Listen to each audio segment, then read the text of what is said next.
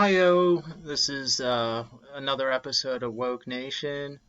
I think it's episode 55, but I'm not sure.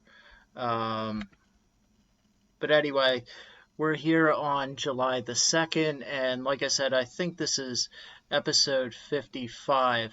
For those of you who are keeping count, I know I am to some degree. I've had a couple people tell me that some of the episodes tend to be a little long-winded. Um, One guy told me, or actually two people told me, when I posted the last episode I'm in a Facebook group called Promote Your Podcast, and I put it in there, and somebody put a frowny face next to it, the last episode, and said, the last thing we need is another person spouting their opinions for 40 minutes. And I don't take those things to heart. I just try to tell things as they really are. And I figured 40 minutes is not too much to ask. Because I just care. No, but, what are you going to say to something like that? I mean, every person who has a video on YouTube seems to think that, their opinion is more important than everybody else's, and I need to shove my opinion in everybody's face and spout on and on for an hour or 45 minutes or what have you. Look, I mean, you can take my opinion for whatever it is.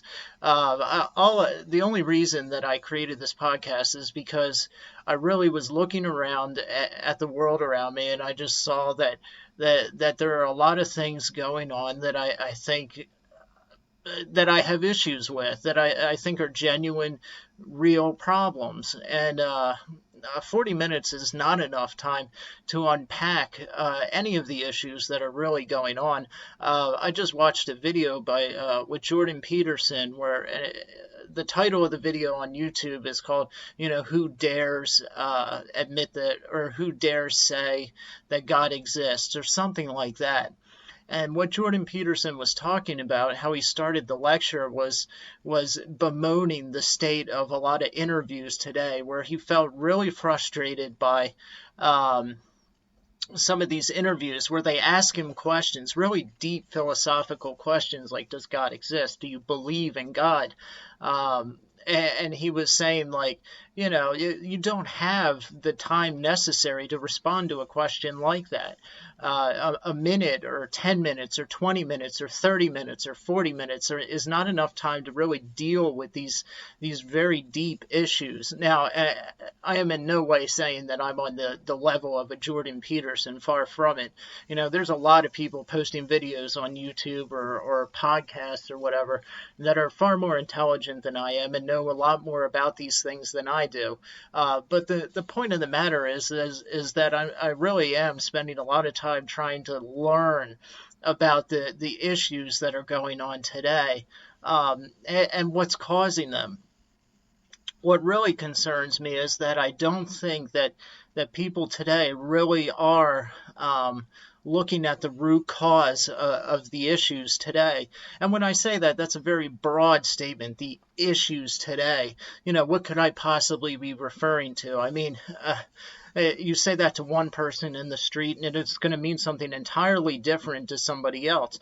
Somebody who has no concept of what's going on in politics isn't going to think about all the corruption in the government, the polarization of the two parties, how they're both warring for power, the issues at the border, woke politics, the PC political correctness culture, the reduction of free speech on campuses, abortion, human rights, civil rights. They're not going to think about those things. If they're obsessed with sports, they might bemoan the fact that Colin Kaepernick brought politics and political correctness into the NFL, and therefore dealt a death blow to one of our more pure forms of entertainment out there, an entertainment form that we all use to escape, which is now been, turned political like everything else in this country. or if you talk to somebody who's Muslim, they might think, well, the issues going on today are directly related to my immigrant experience, or a Latino or whoever. If you talk to a transgender, they might say the issues today are have to do with intersectionality, or woke politics, or the bigotry and bias against transgender people, and so on. So there's a wide variety of issues going on today. And frankly, I want to talk about all of them. I think all of them, though, if you really get to the core issue, it's our humanity that is the problem. And that's kind of what I'm trying to address with this podcast. And free speech. I started this out really because I saw what a lot of people see going on, and that's that conservative voices, whether you want to acknowledge this or not, are being censored on the internet. At this point, it's undeniable. After Alex Jones, Milo Yiannopoulos, all them have fallen by the wayside, it's undeniable that conservative voices and Christian voices are being censored. So I wanted to do my small part to do what I could to stand up for what I thought was right. And that's not as heroic as I make it sound. I know that. And I'm not trying to sound heroic. I'm just saying that's the whole point of what this podcast is. These are things I care about because I think they matter. And I think the one thing that has really fallen by the wayside today is truth. I don't think people really care about truth, and I think that's the ultimate problem in our society. What is true, and do people believe it or not? Are they looking for it, or are they trying to suppress it? And I think in today's world, particularly in the West, it's undeniable that truth as a concept is being rejected and thrown out and suppressed. We are not a country that is interested in the concept of truth. As Pontius Pilate said to Jesus, what is truth? But he didn't say it, asking, like, tell me what is truth. No, it was a very cynical way of asking the question, as if scoffing, there is no truth. What ultimately is truth? Almost a mocking way of asking it.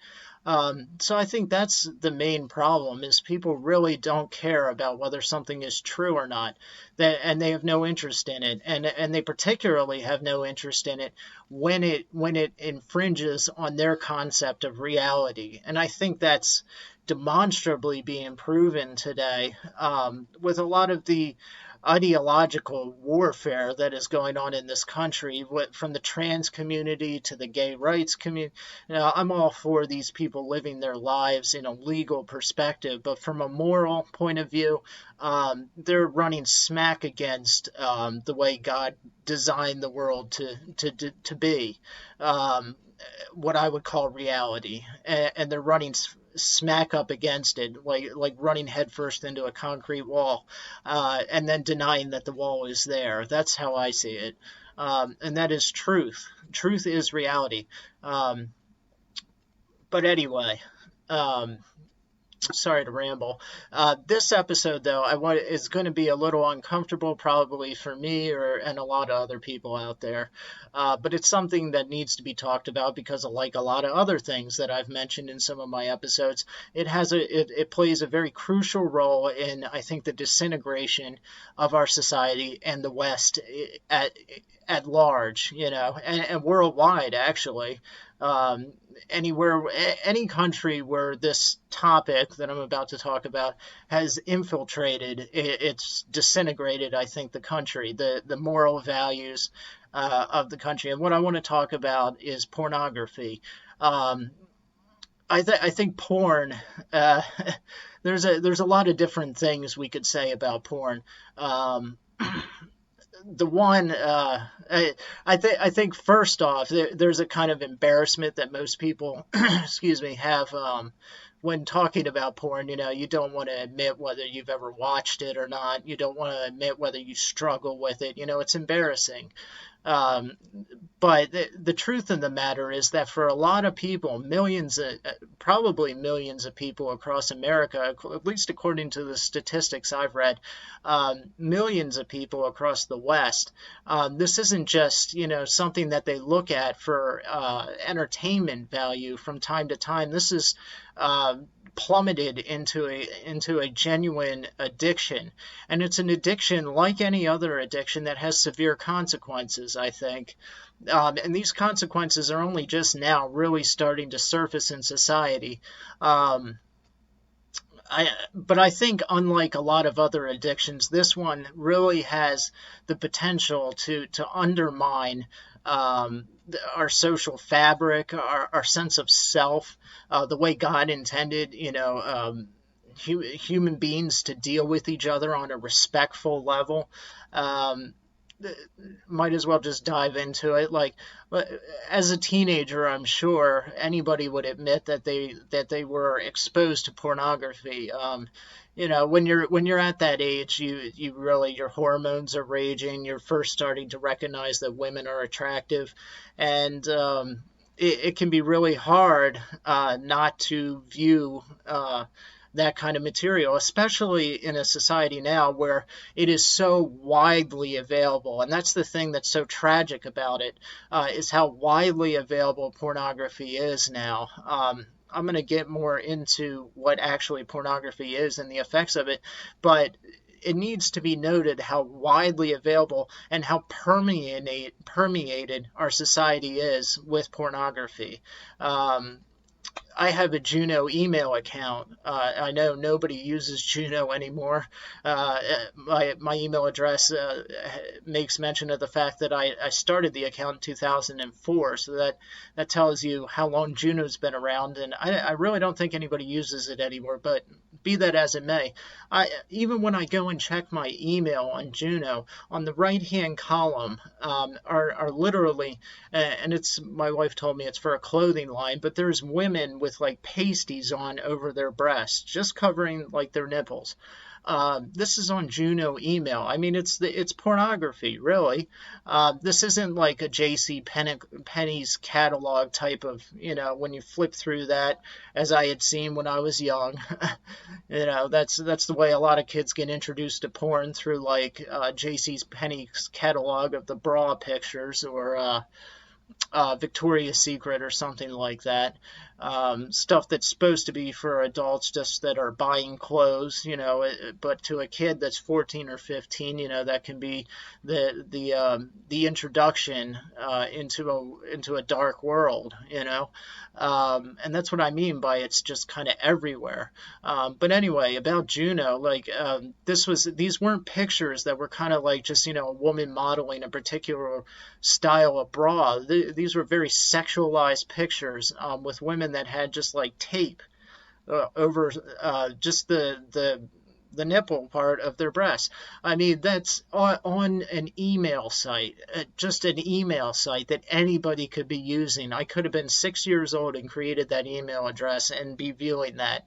A lot of these porn sites out there, what's particularly damning about them is they don't really require any verification of age in order to view the content. Anyone can type in, naked women on Google and come up with 50,000 triple X sites of the most hardcore pornographic material that is out there. And a lot of the porn that is out there today is of a kind that is particularly dark. There's really dark stuff on there now. It's not just back when porn first got started, you had like the Playboy magazines of just the naked centerfolds on it in front of a pool, or an Italian countryside, beautiful countryside and a beautiful naked woman.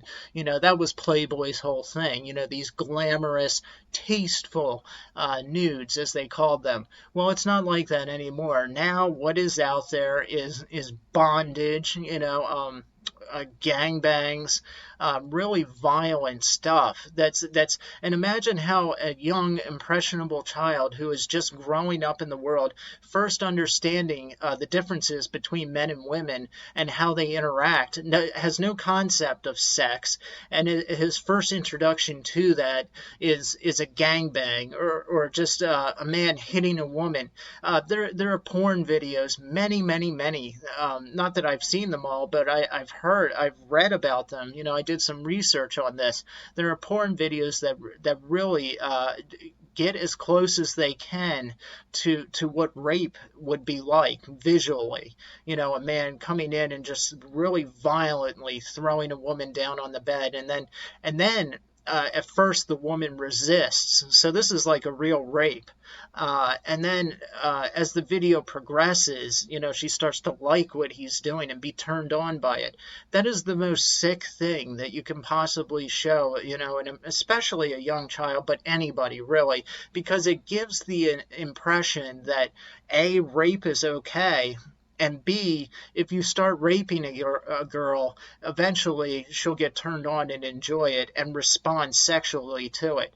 I mean, that is total depravity. And it's, you can view that without any proof of age. A 13-year-old can go onto any porno site and view that right now with no problem. No credit card. They don't charge you, and even the sites that do charge you have been bootlegged and pirated 1,000 times over to where you can watch them for free anywhere you want to. So this is, and it teaches kids, again, I go back to the children. The children are the ones that are being damned by the way we're running society now, the way sin is being accepted as just this casual thing. There's a lot of people now that view pornography as just this thing you do in the privacy of your own home, masturbation, whatever. And as long as you're not going out and raping anybody, it's okay. You could be married, have a whole family, but spend 4 or 5 hours a day in this dark, dingy basement looking at other naked women other than your wife, and that's perfectly okay. That's adultery. Jesus said that if you look at another woman lustfully, you've committed adultery in your heart. It's the same sin, whether you act it out or not.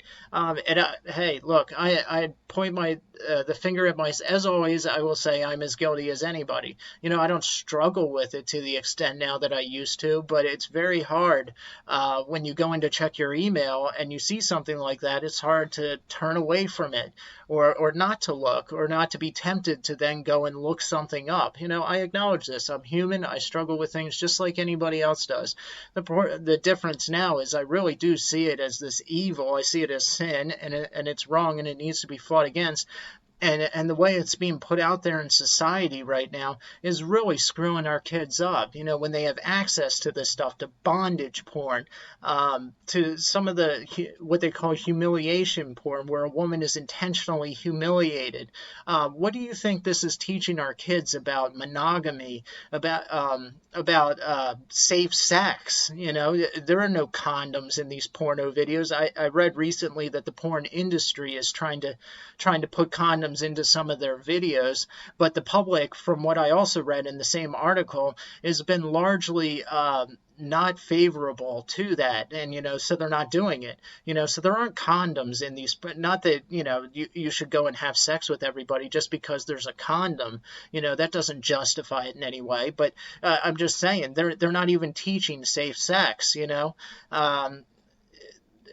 That's besides the way that it teaches young children that view this stuff, the way it teaches them to view women in a certain way, that women are sexual objects. It is total bull and bunk when you hear porn actresses tell the camera and tell people in interviews that this empowers women. This does nothing of the sort. This damns women. This totally degenerates women.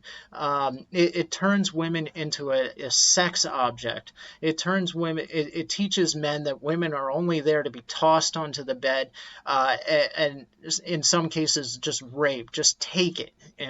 That's what it's teaching men. And even the more tasteful, what they would call soft core pornography, is still teaching men that women are there as a sex object. Is it any wonder that the divorce rates are so high? I want to read some of these statistics real quick. This isn't going to be a tremendously long episode. I know I don't want to drag this out too long, but here's just some statistics on porn, just the porn industry and the way it kind of operates here in the country, and just some facts that probably nobody is aware of. Just here's some. So 28,258 users are watching pornography every second. $3,075.64 is spent on porn every second on the internet. 88% of scenes in porn films contain acts of physical aggression, and 49% of scenes contain verbal aggression. So it's not only that men are physically, taking taking sex from the women, but they're also, and I admit I've struggled with this, so I've seen some of these videos, and the way the men talk to the women is incredibly demeaning. They call them very abusive. They talk to them very abusively, like you're a dirty so and so. Oh, you like that? You dirty. It's disgusting the way they talk to the women in these videos, and the way the woman responds in the video typically is, "Yeah, I'm dirty this and that." It's disgusting. So it gives young men the idea that you should talk to women this way, and not only should you talk to women this way because that's how you should talk to them. That's how a man should, but a woman will respond positively when you do that. I mean, this is horrifying. 1 in 5 mobile searches are for pornography. Let's see, I want to go through some of these. 90% of teens and 96% of young adults are either encouraging, accepting, or neutral when they talk about porn with their friends. 55% of adults 25 and older believe porn is wrong, or just 55%.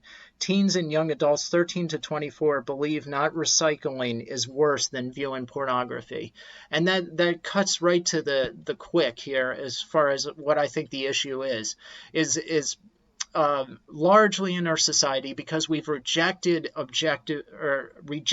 objective morality. And I realize the light's failing here. You'll have to forgive me. I had a long day at work, so I have a light in this room where I'm recording, and it's getting very dark outside. There's not much I can do about it, so just bear with me. For those of you that are listening to this or watching the video on YouTube, one day I'll invest in one of those actual lights they use in film production or what have you. But in the meantime, I have a lamp and it's getting dark outside, so sorry. But anyway, getting back to this, only 43% of teens believe porn is bad for society, compared to 31% of young adults 18 to 24, 51% of millennials, 44% of Gen Xers, and 59% of boomers. So large chunks of our society are perfectly okay with pornography and don't see an issue with it. And that's because with this relativistic way we have of viewing morality in society, basically the Aleister Crowley Satanist way of looking at it, which is, and it harm no one, do what thou wilt. So as long as you're not physically harming another person, then your act is not immoral. This totally ignores the heart and the inner motives of a human being, which is the big problem I have with like the atheist attempt to define morality apart from God. But that's, a topic for another podcast. Here's a interesting porn in the church stats. 1 in 5, and this is insane, 1 in 5 youth pastors and 1 in 7 senior pastors use porn on a regular basis and currently are struggling with it. That's more than 50,000 U.S. church leaders. That's freaking crazy. 1 in 5 youth pastors, 1 in 7 senior pastors. 43% of senior pastors and youth pastors say they have struggled with pornography in the past. 64% of Christian men and 15% of Christian women say they watch porn at least once a month. So you start to understand the severity of the issue, that this is something that our church leaders admit to struggling with. A big shock with all the sexual scandals going on in the Southern Baptist convention churches, the Roman Catholic Church, obviously the most obvious sinner out of all of them. Only 7% of pastors report their church has a ministry program for those struggling with porn, which, if there's any pastors that ever watch this, I think, if you take these stats seriously, something needs to be done in the church to have a ministry specifically dedicated to people struggling with this, because it is, as I said before, absolutely everywhere. You check your email and there's pornography. You go to a PG-13 movie anymore and there's women in thongs dancing on yachts, giving the impression again that success is demonstrated by the amount of naked women dancing around you as you shower money on top of them. And these are in PG-13 movies, not rated R, not rated X movies. You can go and watch one of the Fast and Furious PG-13 movies, and there will be women in thongs dancing next to sexy street racer cars with young men and their abs, shirtless with their abs, showering money and champagne over naked women, half-naked women. 51% of male students and 32% of female students first viewed porn before their teenage years. The first exposure to pornography among men is 12 years of age. On average, 71% of teens hide online behavior from their parents. And what a shock that is. Pornography and marriage statistics. 68% of divorce cases involved one party meeting a new lover over the internet. 56% involved one party having a, quote, an obsessive interest in pornographic websites, and 70% of wives of sex addicts could be diagnosed with PTSD. Prolonged exposure to pornography leads to diminished trust between intimate couples, the belief that promiscuity is the natural state, and a lack of attraction to family and child raising. Well, that's not a shock at all. I mean, who could be surprised that if you continually view pornography on a daily basis, that it would totally erode your monogamous drive, and you would begin to think that you should seek out women that will actually respond to the sexual desires that you see acted out on camera. That's the other thing that's really wrong with it, is it ingrains you with this idea that women or that sex should be acted out in the ways that is displayed in these videos, so that if, say, your wife or your fiance or whatever, well, you should only really be having sex with your wife, but your wife is unwilling or uncomfortable to perform some of these sex acts in these videos, then because you're so addicted to what you see in these videos, then you are more likely, on the whole, to rationalize it as being right to go out and seek the company of somebody who will act out what you see in the videos.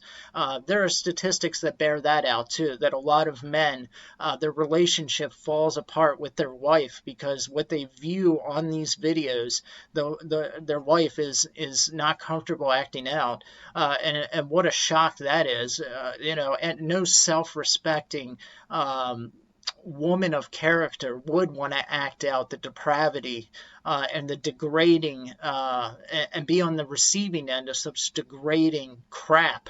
And so then the man goes out and hires a prostitute or finds a woman who and this is the other aspect of it, the women who have seen pornography or have maybe been a part of it and think that behaving in that way and receiving degrading acts like that is the way to receive, the way to get a man. That's how you attract a man. That's the only way you can keep a man these days, is by being willing to subject yourself to degradation and humiliation. This stuff is depraved. All you have to do is read Romans chapter 1 in the Bible, and you get kind of a clear view of what's going on here. I mean, this is the kind of stuff that God rained fire and brimstone down on Sodom and Gomorrah over, and we're celebrating it as something that's just casual, meh, you know. And we're permeating society all around us with these videos and these pictures and the most grotesque perversions. And like any addiction, when you start out with looking at porn, nobody starts out looking at bondage and rape or animal porn or, yeah, I went there. Not me. I'm not, no. But I'm saying, like any addiction, it degrades downward. You know, you always have lines that you say you will never cross. I talked about this with heroin addiction. You know, you say, I will never do this to get my drug. Eventually you will do that. Porn is an addiction like anything else. You know, in the beginning you start out looking at Victoria's Secret models, and then it goes to this, and then it goes to that. Next thing you know, this and that, and Victoria's Secret doesn't excite you anymore. So to get to the same dopamine levels being released in your brain, because that's what it is. You get a dopamine rush when you view pornography and masturbate. Then you go to darker and darker and darker stuff. And next thing you know, like a lot of people, you end up in prison for child pornography. I'm not saying that everybody ends up that way, but you can. It is a progressive evil. Like any addiction. And this is the way Satan works, with a progressive acceptance, and then you rationalize the next thing, and rationalize the next thing, and rationalize the next thing, until you really are plumbing the depths of perversity and depravity, and picking up prostitutes and viewing, you know, bestiality or whatever. You know, God only knows. And our society is a perfect example of this. You know, because we've erased objective morality, and relativism reigns supreme, we're at a point now where people are genuinely starting to argue that pedophilia is just a normal sexual orientation. As long as I'm not, you know, I could be a pedophile, and that's okay. There's nothing wrong with that, as long as I'm not going out and physically acting on it. So it's perfectly okay for me to write stories about my pedophilia fantasies, to draw pictures of it, as long as I'm not showing it to anybody else. But if I'm writing stories about my love affair with a 2-year-old boy, as long as it's only my story and I'm just the one writing it to enjoy it, then there's no sin, there's no wrong. This is incredibly evil, and it's totally ignoring the heart. They don't want to acknowledge that God judges the heart. That's what's being ignored here. And if you remove the heart, the fact that God will one day judge every thought, word, and deed, and judge our hearts, when you remove that, then anything is permitted. You know, in Dostoevsky, he said, I forget it, I think it's the brothers Karamazov or Karamazov. I can never pronounce that novel. I read it one time, but he says, if God does not exist, then everything is permitted. And that's where we're at today. And pornography is just a symptom of that. And what's being called hardcore porn today will be softcore porn in 10 years from now. And as virtual reality takes over, that's where the porn industry is turning. Future projections look at sports, gambling, and pornography as the top 3 tiers of the virtual reality world. I think it's, video games, gambling, and pornography, I believe. Or sports, I think gambling was in there, but pornography is in the top 3 billion-dollar enterprises, industries of the virtual world, virtual reality technology that's going to be married with it, and it's going to be a billion-dollar industry. They're already projecting about that. I've read numerous articles about this stuff now, and leading up to this episode. I might talk about this again next week, just from more of a spiritual perspective, how this disintegrates maybe your relationship with God, your spouse. But I think this is a good kicking off point. Again, I apologize for the lighting, but it's the content, what I'm saying, that's important. So just bear with me. It's like I said, I worked, 10, 12 hours today. But I think when it comes to this, we all just want to be, hey, porn. But this is a serious topic. And if we're really honest, almost all of us have struggled with it. According to these statistics, 1 in 5 and 1 in 7 senior pastors and youth pastors have viewed pornography or struggled with it. These are people that are supposedly shepherding congregations spiritually and supposedly giving them direction. So we can't just laugh this off. This is incredibly hardcore, no pun intended. So that's kind of, I just wanted to get that out there. I think this is a serious topic, and not enough can be said about it. And I think only time will tell, really, the true damning effects this has on our society, and on the youth population, especially when virtual reality gets here, because then you won't even have to have sex with your wife. You can literally put on a headset and experience all the physical sensations of having sex with a robot, or a figment of your imagination. Imagine also what this is going to do to procreation. We're already suffering from the effects of a population that does not want to procreate, and then you give them virtual reality where they can have sex with the most vivid depiction of what they really desire, which won't be their wife, I guarantee you that, because every human being has flaws, and if you're really selfish about it, nobody can match up. So it's going to get crazy. We're a society that is committing suicide, as Douglas Murray says. He wrote that book, The Strange Death of Europe, and he might as well have said The Strange Death of America, the West. We are killing ourselves spiritually, physically. We're not procreating. We won't be here much longer, I don't think. So anyway, I'll be back with another episode next week. I'll work on the lighting, and I won't talk as long. Anyway, good night, and God be with you.